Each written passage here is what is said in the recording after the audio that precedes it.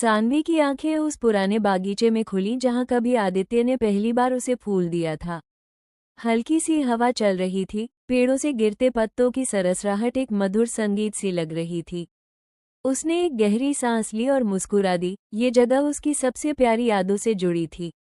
आदित्य, सानवी ने धीमे से उसका नाम पुकारा। मैं यहीं हूँ, आदित्य की आवाज उसके कानों में गूंजी। वो पलटा तो आदित्य सामने खड़ा था, हाथ में वही गुलाब का फूल जो वर्षों पहले उसने पहली बार उसे दिया था।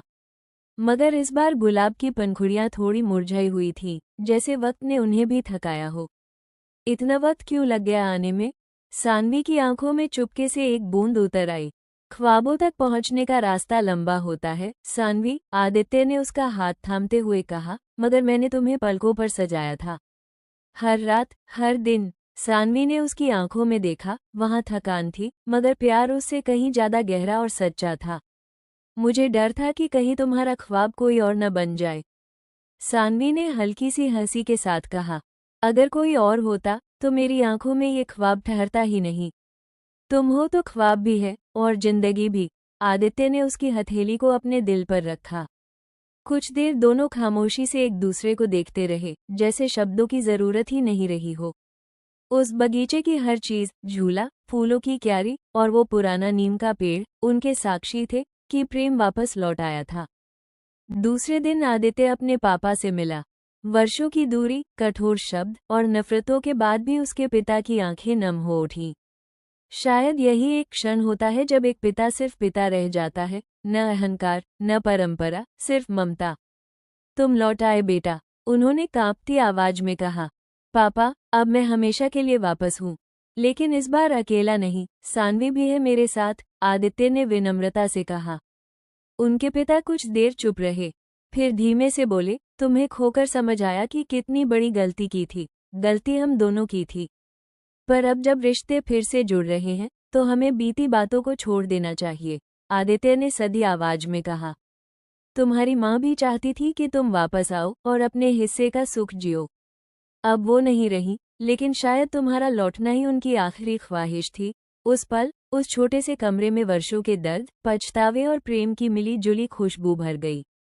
आदित्य ने अपने पिता को गले से लगा लिया, जैसे वर्षों से रुका स्नेह आखिरकार बह चला।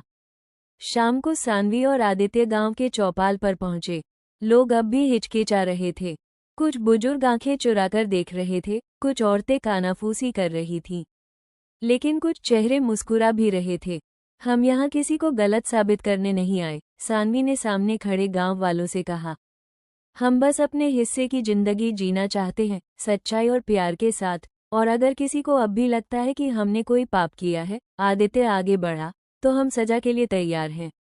लेकिन बस एक बार हमारी बात भी सुन लीजिए। भीड़ में से एक बुजुर्ग उठे, वही पंडित जी जिन्होंने पहले इस रिश्ते का विरोध किया था। वे धीरे धीरे चलते हुए आदित्य और सानवी के पास आए। बेटा, उन्होंने कहा, प्यार में अगर त्याग है तो वो धर्म से भी ऊपर होता है।